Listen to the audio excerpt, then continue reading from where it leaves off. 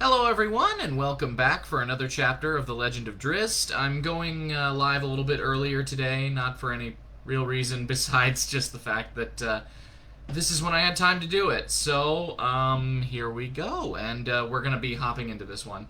I wasn't sure, based on what I was previewing today, whether or not I was going to do a single chapter or two chapters. So, we'll see where we're at after this first chapter in terms of time, and then make the decision from there. If it takes over 20 minutes, I would say probably not going into the next chapter, but like I say, we'll see what happens. So, in the last couple chapters, we continued to chart Drizzt's rise through the academy after 10 years when he became the top student in his class. And he was also placed on a patrol mission, and they fought some hook horrors because they believed that they had kidnapped a Bainry princess. But as it turned out, the whole thing was set up by Master Hatchnet to test the students. And students died, Drizzt got upset, and then he learned the truth about the fall of House de Veer from Dinan and Vienna. So he is a bit upset about the fact that kind of treachery could exist within his own family. So, we're going to hop into our next chapter here. Chapter 15, On the Dark Side. I am Drizzt, I know who you are, replied the student mage, Drizzt's appointed tutor and sorcerer. Your reputation precedes you. Most in all the academy have heard of you and your prowess with weapons. Drizzt bowed low, a bit embarrassed. That skill will be of little use to you here, the mage went on. I am to tutor you in the wizardly arts, the dark side of magic, we call them. This is a test of your mind and your heart. Meager metal weapons will play no part. Magic is the true power of our people. Drizzt accepted the berating without reply. He knew that the traits this young mage was boasting of were also necessary qualities of a true fighter. Physical attributes played only a minor role in Drizzt's style of battle. Strong will and calculated maneuvers, everything the mage apparently believed only wizards could handle, won the duels that Drizzt fought. I will show you many marvels in the next few months, the mage went on. Artifacts beyond your belief, and spells of a power beyond your experience. May I know your name? Drizzt asked, trying to sound somewhat impressed by the student's continued stream of self-glorification. Drizzt had already learned quite a lot about wizardry from Zaknafein, mostly of the weaknesses inherent in the profession. Because of magic's usefulness in situations other than battle, drow wizards were accorded a high position in the society, second to the clerics of Lolth. It was a wizard, after all, who lighted the glowing Narbondel, time clock of the city, and wizards who lighted fairy fires on the sculptures of the decorated houses. Zaknafein had little respect for wizards. They could kill quickly and from a distance, he had warned Drizzt, but if one could get in close to them, they had little defense against a sword. Massage, replied the mage. Massage Hanet, of House Hanet, beginning my 30th and final year of study. Soon I will be recognized as a full wizard of Menzoberranzan, with all of the privileges accorded my station. Greetings then, Massage Hanet, Drizzt replied. I too have but a year remaining in my training at the academy, for a fighter spends only 10 years. A lesser talent, Massage was quick to remark. Wizards study 30 years before they're even considered practiced enough to go out and perform their craft. Again, Drizzt accepted the insult graciously. He wanted to get this phase of his instruction over with, then finish out the year and be rid of the academy altogether. Drizzt found his 6 months under Massage's tutelage actually the best of his stay at the academy. Not that he came to care for Massage. The budding wizard constantly sought ways to remind Drizzt of fighter's inferiority. Drizzt sensed a competition between himself and Massage, almost as if the mage were setting him up for some future conflict. The young fighter shrugged his way through it, as he always had, and tried to get as much out of the lessons as he could. Drizzt found that he was quite proficient in the ways of magic. Every drow, the fighters included, possessed a degree of magical talent and certain innate abilities. Even drow children could conjure a globe of darkness or edge their opponents in a glowing outline of harmless colored flames. Drizzt handled these tasks easily, and in a few 10 days he could manage several cantrips and a few lesser spells. With the innate magical talents of the Dark Elves also came a resistance to magical attacks, and that is where Zaknafine had recognized the wizard's greatest weakness. A wizard could cast his most powerful spell to perfection, but if his intended victim was a drow elf, the wizard may well have found no results for his efforts. The surety of a well-aimed sword thrust always impressed Zaknafine, and Drizzt, after witnessing the drawbacks of drow magic during those first 10 days with Massage, began to appreciate the course of training he had been given. He still found great enjoyment in many of the things Massage showed him, particularly the enchanted items housed in the Tower of Sorcerer. Drizzt held wands and staves of incredible power, and went through several attack routines with a sword so heavily enchanted that his hands tingled from its touch. Massage, too, watched Drizzt carefully through it all, studying the young warrior's every move, searching for some weakness that he might exploit if House Hanet and House Do'Urden ever did fall into expected conflict. Several times, Massage saw an opportunity to eliminate Drizzt, and he felt in his heart that it would be a prudent move. Matron Sinife's instructions to him, though, had been explicit and unbending. Massage's mother had secretly arranged for him to be Drizzt's tutor.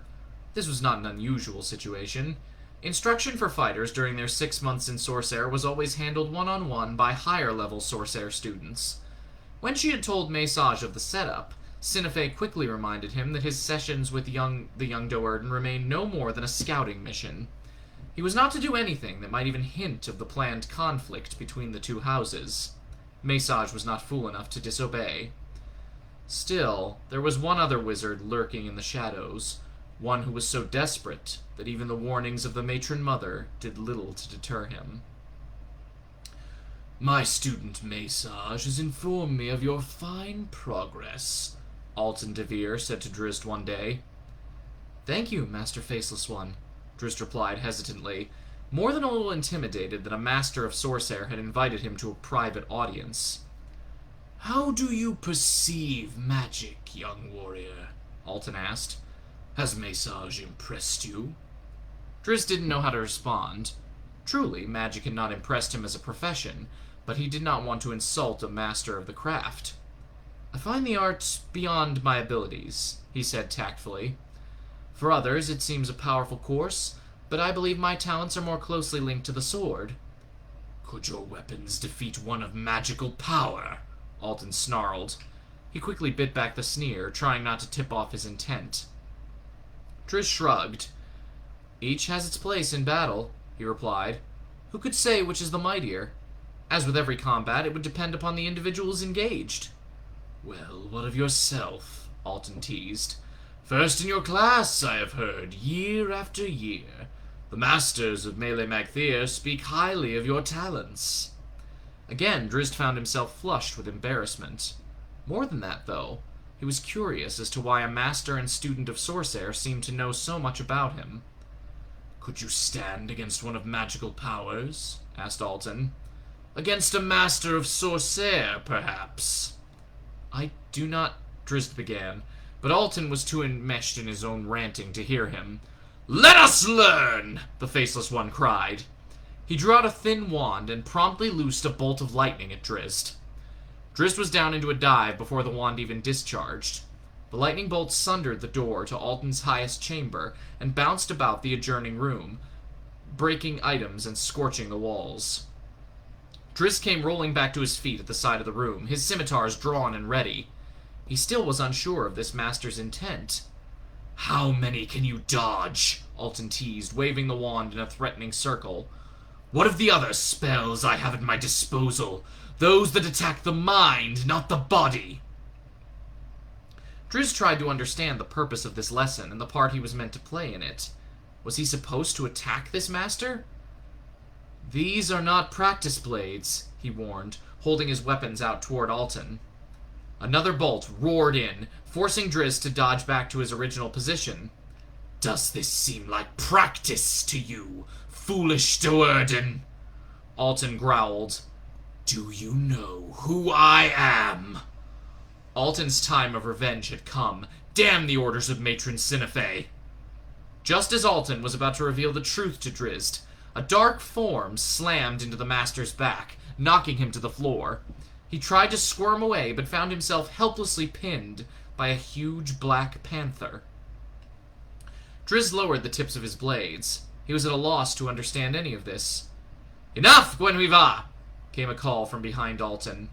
Looking past the fallen master and the cat, Drizzt saw Massage enter the room. The panther sprang away from Alton obediently and moved to rejoin its master. It paused on its way to consider Drizzt, who stood ready in the middle of the room. So enchanted was Drizzt with the beast, the graceful flow of its rippling muscles and the intelligence in its saucer eyes, that he paid little attention to the master who had just attacked him, though Alton, unhurt, was back on his feet and obviously upset. "My pet," Massage explained. Drizzt watched in amazement as Massage dismissed the cat back to its own plane of existence by sending its corporeal form back into the magical onyx statuette he held in his hand. "Where did you get such a companion?" Drizzt asked. "Never underestimate the powers of magic," Massage replied, dropping the figurine into a deep pocket. His beaming smile became a scowl as he looked to Alton. Drizzt, too, glanced at the faceless master. That a student had dared to attack a master seemed impossibly odd to the young fighter. This situation grew more puzzling each minute.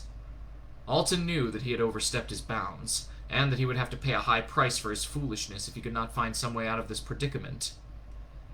"Have you learned your lesson this day?" Massage asked Drizzt, though Alton realized that the question was also directed his way. Drizzt shook his head. "I am not certain of the point of all this," he answered honestly. "A display to the weakness of magic," Massage explained, trying to disguise the truth of the encounter. "To show you the disadvantage caused by the necessary intensity of a casting wizard. To show you the vulnerability of a mage obsessed," he eyed Alton directly at this point, "with spell casting. The complete vulnerability when a wizard's intended prey becomes his overriding concern." Drizzt recognized the lie for what it was, but he could not understand the motives behind this day's events. Why would a master of Sorcerer attack him so? Why would Massage, still just a student, risk so much to come to his defense? "Let us bother the master no more," Massage said, hoping to deflect Drizzt's curiosity further. "Come with me now to our practice hall. I will show you more of Gwenhwyvar, my magical pet." Drizzt turned to Alton, wondering what the unpredictable master would do next. "Do go," Alton said calmly, knowing the facade Massage had begun would be the only way around the wrath of his adopted matron mother. "I am confident that this day's lesson was learned," he said, his eyes on Massage. Drizzt glanced back to Massage, then back to Alton again. He let it go at that. He wanted to learn more of Gwenhwyvar. When Massage had Drizzt back in the privacy of the tutor's own room, he took out the polished onyx figurine in the form of a panther and called Gwenhwyvar back to his side. The mage breathed easier after he had introduced Drizzt to the cat, for Drizzt spoke no more about the incident with Alton. Never before had Drizzt encountered such a wonderful magical item. He sensed a strength in Gwenhwyvar, a dignity that belied the beast's enchanted nature. Truly, the cat's sleek muscles and graceful moves epitomized the hunting qualities drow elves so dearly desired. Just by watching Gwenhwyvar's movements, Drizzt believed he could improve his own techniques. Massage let them play together and spar together for hours, grateful that Gwenhwyvar could help him smooth over any damage that foolish Alton had done. Drizzt had already put his meeting with the Faceless Master far behind him. "Matron Sinefé would not understand," Massage warned Alton when they were alone later that day. "You will tell her," Alton reasoned matter-of-factly. So frustrated was he with his failure to kill Drizzt that he hardly cared. Massage shook his head. "She need not know." A suspicious smile found its way across Alton's disfigured face. "What do you want?" he asked coyly. "Your tenure here is almost at its end.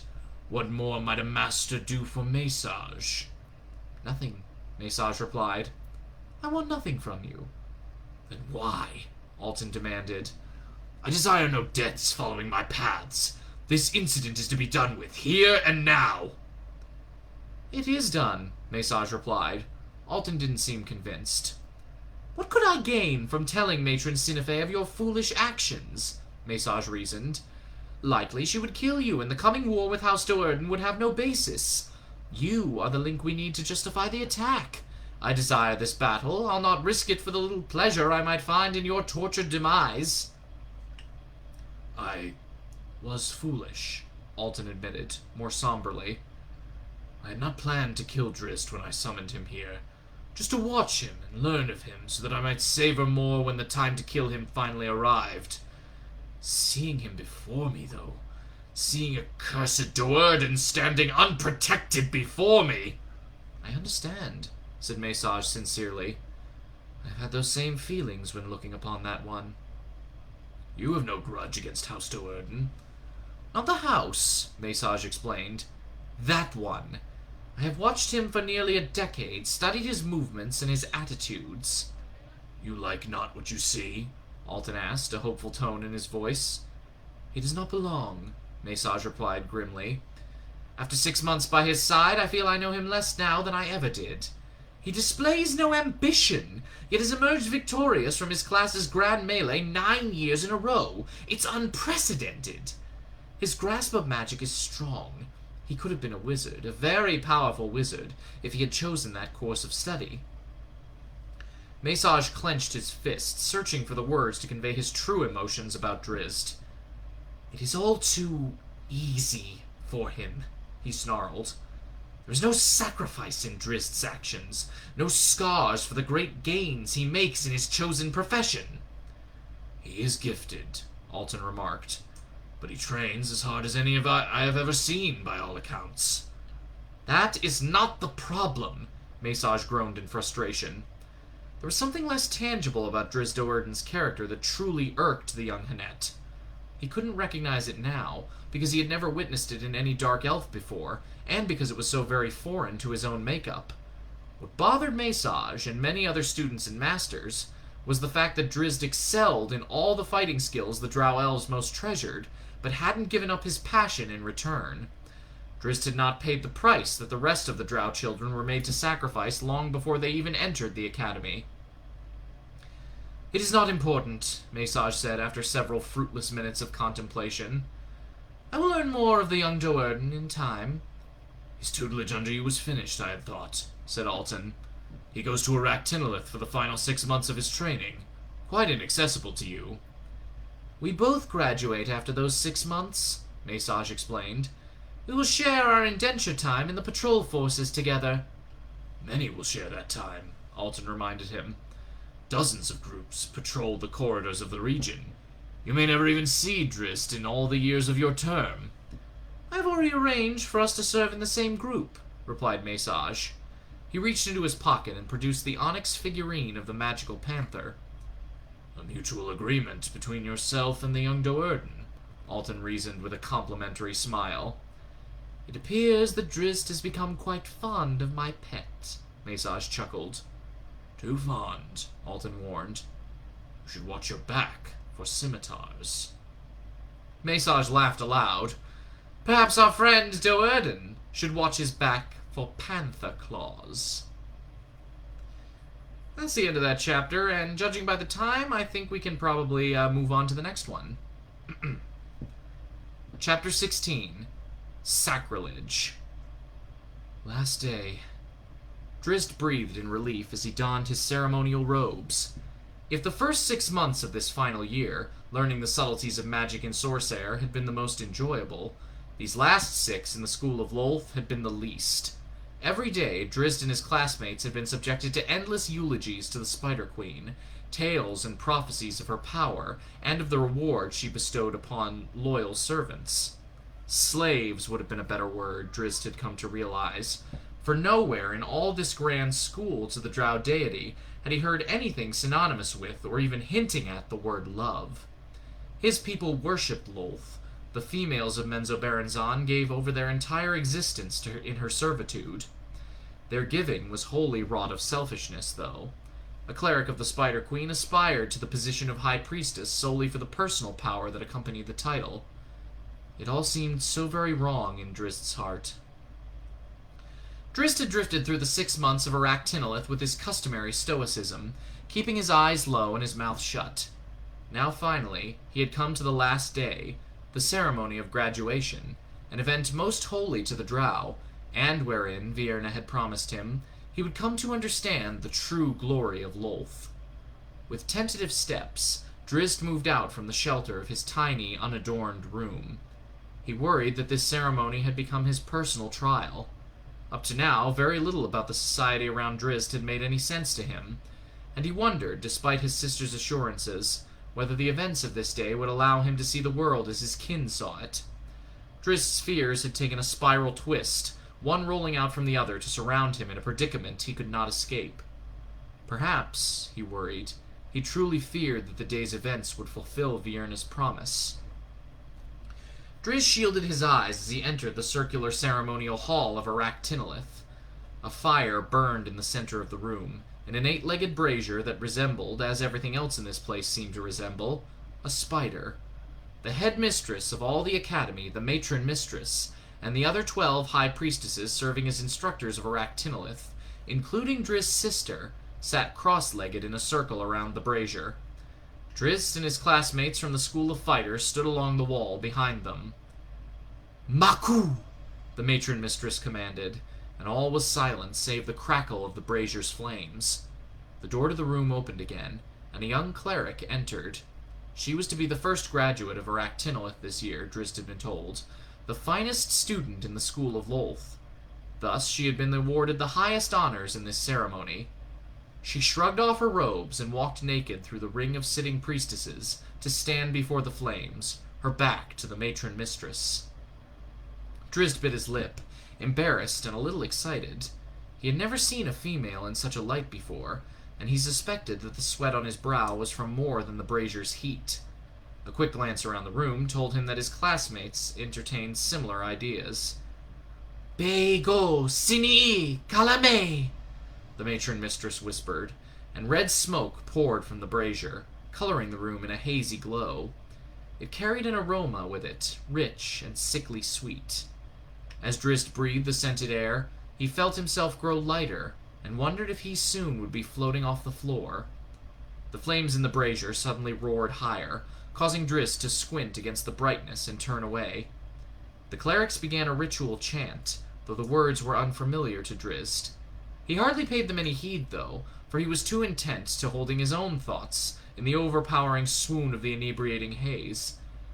"Glabrezu!" the matron mistress moaned, and Drizzt recognized the tone as a summons, the name of a denizen of the lower plains. He looked back to the events at hand, and saw the matron mistress holding a single-tongued snake whip. "Where did she get that?" Drizzt mumbled. Then he realized that he had spoken aloud, and hoped he hadn't disturbed the ceremony. He was comforted when he glanced around, for many of his classmates were mumbling to themselves, and some seemed hardly able to hold their balance. "Call to it," the matron mistress instructed the naked student. Tentatively, the young cleric spread her arms out wide and whispered, "Glabrezu." The flames danced about the rim of the brazier. The smoke wafted into Drizzt's face, compelling him to inhale it. His legs tingled on the edge of numbness, yet they somehow felt more sensitive, more alive than they ever had before. "Glabrezu!" he heard the student say again louder, and Drizzt heard too the roar of the flames. Brightness assaulted him, but somehow he didn't seem to care. His gaze roamed the room, unable to find a focus, unable to place the strange, dancing sights in accord with the ritual's sounds. He heard the high priestesses gasping and coaxing the student on, knowing the conjuring to be at hand. He heard the snap of the snake whip, another incentive, and cries of "Glabrezu!" from the student. So primal, so powerful were these screams, that they cut through Drizzt and the other males in the room with an intensity they never would have believed possible. The flames heard the call. They roared higher and began to take shape. One sight caught the vision of all in the room now, caught it, and held it fully. A giant head, a goat-horned dog, appeared within the flames, apparently studying this alluring young drow student who had dared to utter its name. Somewhere, beyond the other planar form, The snake whip cracked again, and the female student repeated her call, her cry beckoning, praying. The giant denizen of the lower plains stepped through the flames. The sheer, unholy power of the creature stunned Drizzt. Glabrezu towered 9 feet and seemed much more, with muscled arms ending in giant pincers instead of hands, and a second set of smaller arms, normal arms, protruding from the front of its chest. Drizzt's instincts told him to attack the monster and rescue the female student, but when he looked around for support, he found the matron mistress and the other teachers of the school back in their ritualistic chanting, this time with an excited edge permeating their every word. Through all the haze and the daze, the tantalizing, dizzying aroma of the smoky red incense continued its assault on reality. Drizzt trembled, teetering on a narrow ledge of control, his gathering rage fighting the scented smoke's confusing allure. Instinctively, his hands went to the hilts of the scimitars on his belt. Then a hand brushed against his leg.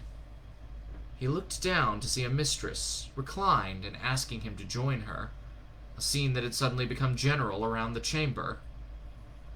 The smoke continued its assault on him. The mistress beckoned to him, her fingernails lightly scraping the skin of his leg. Drizzt ran his fingers through his thick hair, trying to find some focal point in the dizziness. He did not like this loss of control, this mental numbness that stole the fine edge of his reflexes and alertness. He liked even less the scene unfolding before him. The sheer wrongness of it assaulted his soul. He pulled away from the mistress's hopeful grasp and stumbled across the room, tripping over numerous entwined forms too engaged to take note of him. He made the exit as quickly as his wobbly legs could carry him, and he rushed out of the room, pointedly closing the door behind him. Only the screams of the female student followed him. No stone or mental barricade could block them out. Drizzt leaned heavily against the cool stone wall, grasping at his stomach. He hadn't even paused to consider the implications of his actions. He knew only that he had to get out of that foul room. Vierna was then beside him, her robe opened casually in the front. Drizzt, his head clearing, began to wonder about the price of his actions. The look on his sister's face, he noted with still more confusion, was not one of scorn. "You prefer privacy," she said, her hand resting easily on Drizzt's shoulder. Vierna made no move to close her robe. "I understand," she said. Drizzt grabbed her arm and pulled her away. "What insanity is this?" he demanded. Vierna's face twisted as she came to understand her brother's true intentions in leaving the ceremony. "You refused a high priestess!" she snarled at him. "By the laws, she could kill you for your insolence." "I do not even know her," Drizzt shot back. "I'm expected to—" "You were expected to do as you were instructed!" "I care nothing for her," Drizzt stammered. He found he could not hold his hands steady. "You think Zaknafine cared for Matron Malice?" Vierna replied, knowing that the reference to Drizzt's hero would surely sting him. Seeing that she had indeed wounded her brother, Vierna softened her expression and took his arm. "Come back," she purred, "into the room. There is still time." Drizzt's cold glare stopped her as surely as the point of a scimitar. "The Spider Queen is the deity of our people," Vierna sternly reminded him.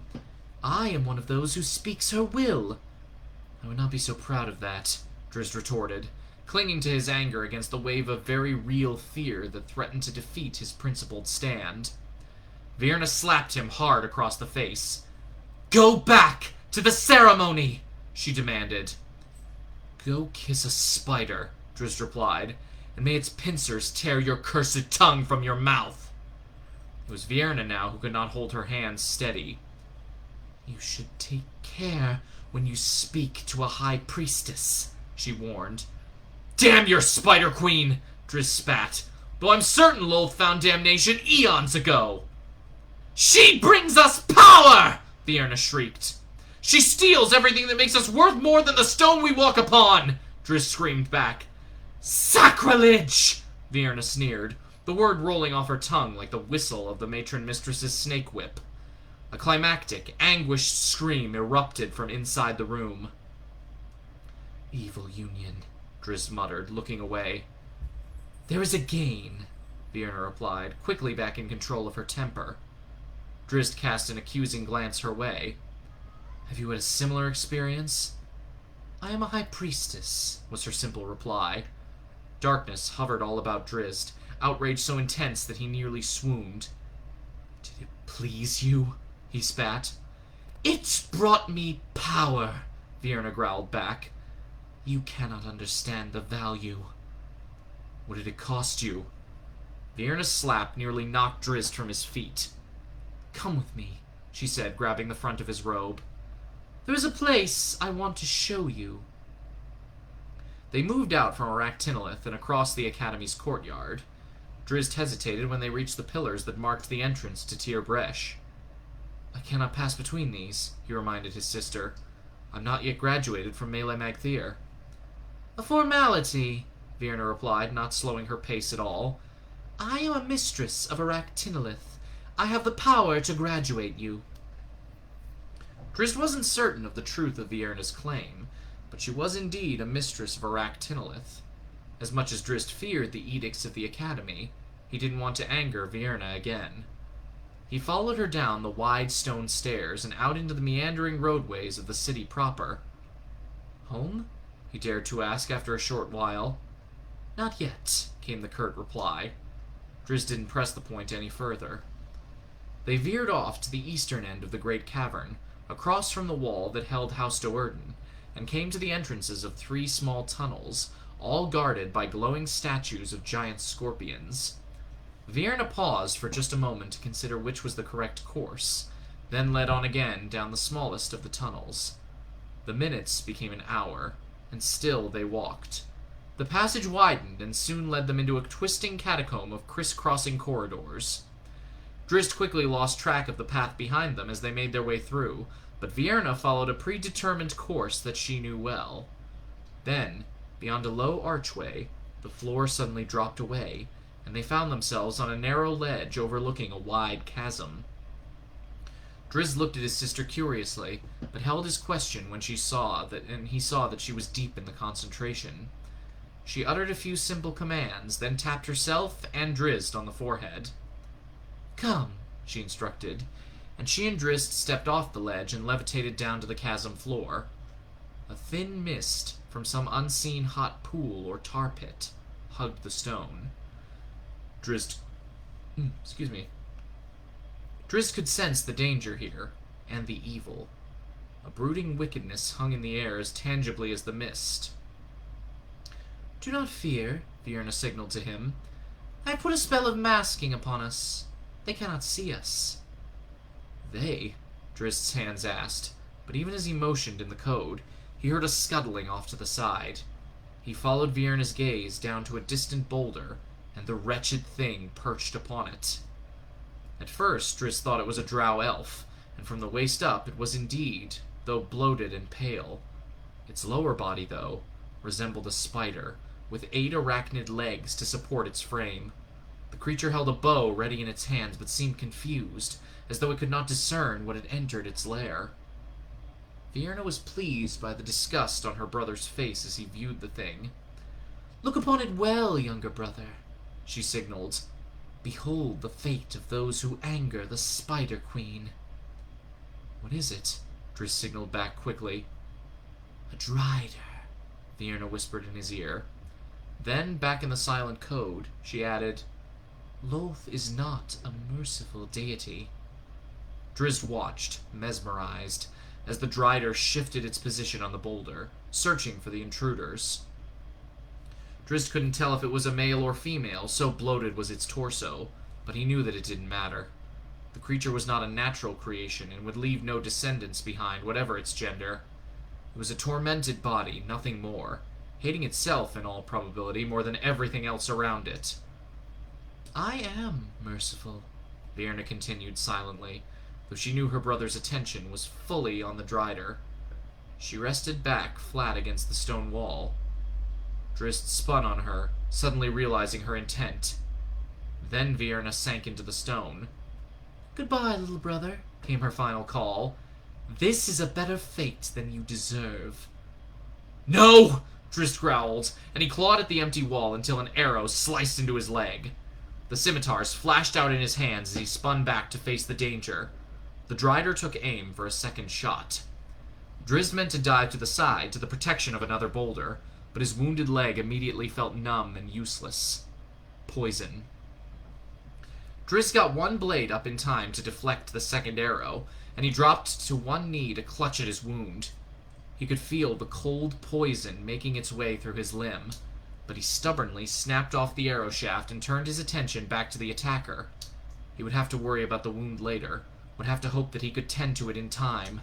Right now, his only concern was to get out of the chasm.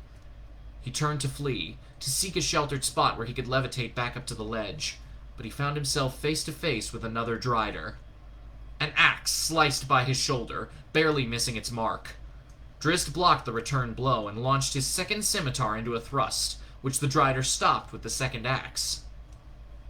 Drizzt was composed now, and was confident that he could defeat this foe, even with one leg limiting his mobility, until an arrow cracked into his back. Drizzt lurched forward under the weight of the blow, but managed to parry another attack from the Drider before him. Drizzt dropped to his knees and fell face down. When the axe-wielding Drider, thinking Drizzt dead, started toward him, Drizzt kicked into a roll that put him squarely under the creature's bulbous belly. He plunged his scimitar up with all of his strength, then curled back under the deluge of spidery fluids. The wounded Drider tried to scurry away, but fell to the side, its insides draining out onto the stone floor. Still, Drizzt had no hope. His arms, too, were numb now, and when the other wretched creature descended upon him, he could not hope to fight it off. He struggled to cling to consciousness, searching for some way out, battling to the bitter end. His eyelids became heavy. Then Drizzt felt a hand grab his robe, and he was roughly lifted to his feet and slammed against the stone wall. He opened his eyes to see his sister's face. "He lives," Drizzt heard her say. "We must get him back quickly and tend to his wounds." Another figure moved in front of him. "I thought this was the best way," Birna apologized. "We cannot afford to lose him," came an unemotional reply. Drizzt recognized the voice from his past. He fought through the blur and forced his eyes to focus. "Malice," he whispered. "Mother." Her enraged punch brought him into a clearer mindset. "Matron Malice!" she growled, her angry scowl only an inch from Drizzt's face. "Do not ever forget that." To Drizzt, her coldness rivaled the poison's, and his relief at seeing her faded away as quickly as it had flooded through him. "You must learn your place!" Malice roared, reiterating the command that had haunted Drizzt all of his young life. "Hear my words," she demanded, and Drizzt heard them keenly. "Vienna brought you to this place to have you killed. She showed you mercy." Malice cast a disappointed glance at her daughter. "I understand the will of the Spider Queen better than she," the matron continued, her spittle spraying Drizzt with every word. "If ever you speak ill of Lolth, our goddess, again, I will take you back to this place myself, but not to kill you. That would be too easy." She jerked Drizzt's head to the side so he could look upon the grotesque remains of the Drider he had killed. "You will come back here," Malice assured him, "to become a Drider." And there we have it. That's the end of that chapter, and also the end of part 3 of the book. So, we're really making our way through this. So, I will be back tomorrow with another chapter. I hope everybody is staying safe and staying healthy, and I will see you then. Bye-bye, everyone.